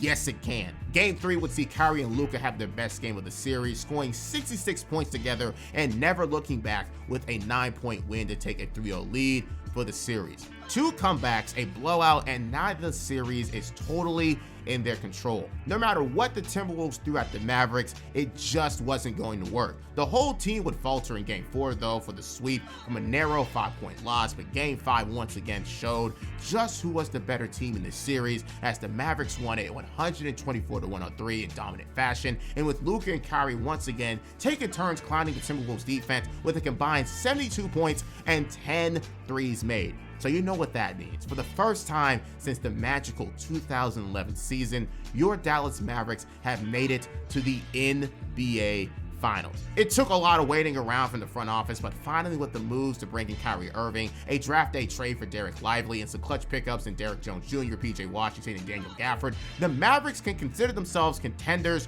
from now on for a long time. They beat the best team in the West and making easy work of the best defense in the NBA. But there is one more obstacle left in their way, and it's the winners out east and the best team in basketball. The Boston Celtics, led by Jason Tatum, Jaylen Brown, the best offense in the league and its league history, and of course, the team who shoots 42 threes a night at a 38% clip. It's a pretty tall ask to beat a team who is so by the numbers and has so much talent in their starting lineup, but let's not act we haven't seen teams like this falter at the very end. Of course, it's all led by an all-time player who can go on and get that very thing done, and no way will the Mavericks just let themselves lose at the biggest stage and be forced to do it all over again. But then the Eminem line hits you with the snap back to reality, and you see the Mavericks are no match for the might of the Boston Celtics offensive power. 16 threes in Game 1 and Kyrie going 6 of 19. Game 2 seen Drew Holiday go near perfect in the game and had another bad performance from Kyrie. And Game 3 seen the Celtics make 17 more threes, and the Mavericks had to come out of a 15-point deficit in the fourth quarter to lose by 7 points. I can't fucking compete! The might of the Celtics overwhelms all, and the Dallas Mavericks are the final victims. Throughout the entire playoffs, the Celtics have only lost 2 games and is creating one of the most dominant finals runs of all time from their mix of great offense, defense, and star power to lead the way. The Mavericks may have came clutch in creating their roster, but the Celtics have been handcrafting this team ever since the 2 J's came into the NBA. And despite the fact that they destroyed the Celtics at home for the 3rd biggest blowout in finals history, 122-84, the final result was known by everyone around the world. Back at TD Garden for Game 5, and with a halftime deficit of 67-46, and the Jays having 31 points together by that point, we'd officially see the final game of the NBA season end with another dominating Celtics performance, 106-88, and Luka Doncic take his first ever finals loss. Despite the L though, the Mavericks have to know that they are primed for many more opportunities for a finals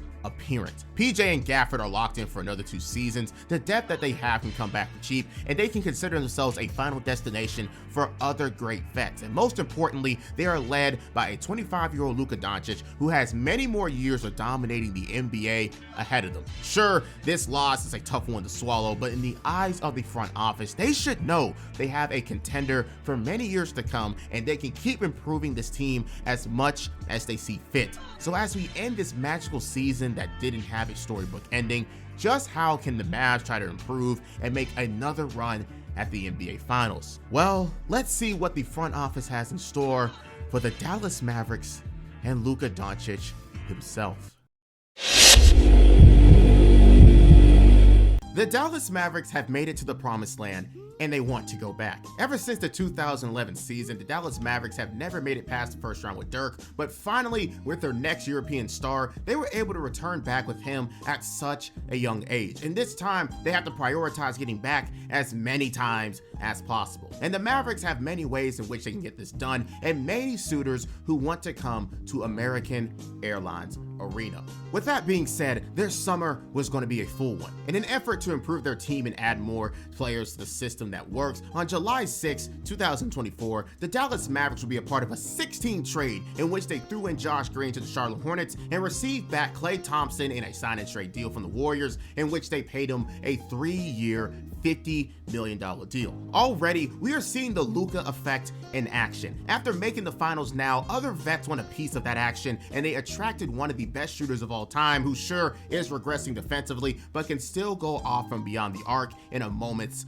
notice. This is an upgrade from the likes of Derrick Jones Jr., who took a deal to be with the Clippers, but the Mavericks will continue to improve their roster despite the loss. For example, they go on and move away from Tim Hardaway Jr. and send it to Detroit for a young Quentin Grimes, who is on a lesser deal, and they would go on and sign the Swiss Army knife from New Orleans and Najee Marshall, who is definitely going to be a key member of their bench mob, to a 3-year deal, and even bring back Spencer Dinwiddie, who would be off the bench. Things are looking up for the Mavs as they continue to work on this chemistry, bring in a top shooter in the league, and add even more depth off the bench. And you can only but imagine that they return to the finals again in the best case scenario. And even ESPN gave them their props this time around and ranked them as the 6th best team coming into the 2025 NBA season, with a projected 50-win season once again. They deserve it, and a lot of people just wanted to see how the Mavericks will repeat their success, especially when the only guarantee in the West this year being the Thunder, as the West got scrambled in their own way,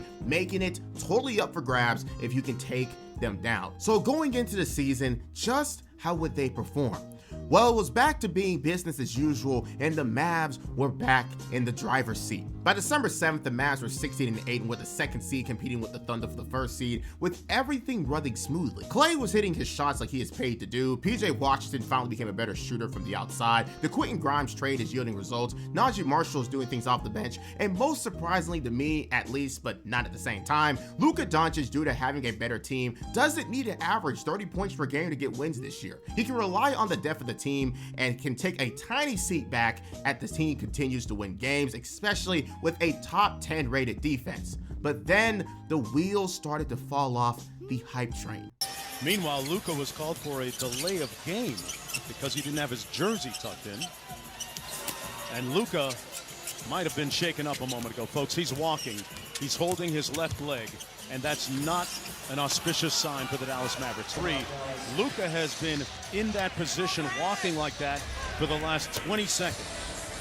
Remember, he had that left heel contusion that put him out for a couple of games, and he's going off right now. The human body can only take so much stress, and Luka Doncic's body finally had enough. On a simple drive-in play, Luka Doncic sustained a left calf strain on Christmas Day after already missing a few games earlier with a contusion in his left heel. It's safe to say that Luka needs time to heal fully, and it luckily doesn't require any surgery, and with time, he'll be back and ready to compete. The Dallas Mavericks, however, are kind of falling off with Luka out though, and desperately need him to return, owning a 4-8 record from Christmas all the way into the end of January. But luckily, Luka is close to returning, and at the longest, he will be out until after the All-Star break, if they can afford it. By February, they had a 26-23 record, was the 8th seed in the West, so it's not like their season was over, unlike a certain African man in Philadelphia, but the season is salvageable, and they can make their way back to the finals as a lower seed if need be. But as the trade deadline came around, no one really had any talks about the Mavericks. They were satisfied with their team, and not many moves could be done.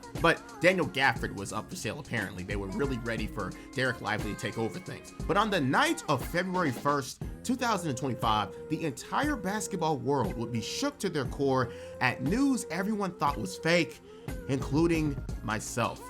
Back to our breaking news here on SportsCenter. Massive trade happening in the NBA right now. The Dallas Mavericks are trading Luka Doncic, Maxi Kleber, and Markieff Morris to the Los Angeles Lakers for Anthony Davis, Max Christie, and a 2029 first-round pick. It's a 3-team deal that includes Utah, according to our Shams Charania. Yes, your ears did not deceive you. For some reason, Nico Johnson, the man who just made moves last year and this year to bring Luka a ring, just traded him for an older superstar who is soon to be on the decline. No one can make sense of this, and no one can understand why in the world this trade would ever happen. Well, Nico would go on and give us an answer to that almost immediately. I believe that defense wins championships. I believe that getting an all-defensive center and an all-NBA player with a defensive mindset gives us a chance. We're built to win now, and in the future. But that reason makes no sense to me and many others. You own a bona fide Hall of Famer and a player who just took you to the finals, so you take on a player who was, as a main guy at least, never got out of the first round in his heyday. But if you think that's messed up, you should see what the rumor mill says about Luka Doncic apparently ballooning up to 270 pounds. Now, if you look at him in his Lakers jersey, he doesn't look anything near 270 pounds. And the quote continues though with the majority owner himself saying, if you look at the greats in the league, the people you and I grew up with, Jordan, Bird, Kobe, Shaq, they worked really hard every day with a singular focus to win. And if you don't have that, it doesn't work. You shouldn't be a part of the Dallas Mavericks. And he even go on and continued by saying, even in my mind, the way teams win is by focus, by having the right character, by having the right culture, and having the right dedication to work as hard as possible to create a championship winning outcome. And if you're not doing that, you're going to lose. That's who we want. I'm unwavering on this. This is how I operate outside of basketball. This is the only way to be competitive and win. If you want to take a vacation, don't do it with us. There's plenty of more things I can bring up, but come on, man. This trade still can't be justified by any means. You traded a 26-year-old Luka who just made the finals, and you gave him to the Lakers, who will now reap the rewards of having a top player in the league that will attract others to come there for years on years on years to come. While for the Mavericks, they own AD, who is sure great on his own right, but he is not anywhere near the stratosphere as Luka Doncic. And for extra insult to injury, in his first game in a Mavs jersey, AD would be injured and is now feared to be out for the rest of the season. Nico Johnson, you better hope that security detail is top notch, because the fans aren't happy as they are protesting and taking back their season tickets, and the outlook for the franchise is tanking hard. But guess what? What if I told you that's exactly what they want? I've been told by subscriber after subscriber that the owner is planning on creating a new arena in Texas that will have a casino inside of it. And this move was a ploy to get the state of Texas to conform to his demands, because as you know, gambling is illegal in Texas. It's a crazy conspiracy, but after looking into it, if this is the case, this is a horrible thing to do just for the Mavericks to tank their value in the short and long term. So in the span of this video, was there any reason for the Mavericks to trade Luka?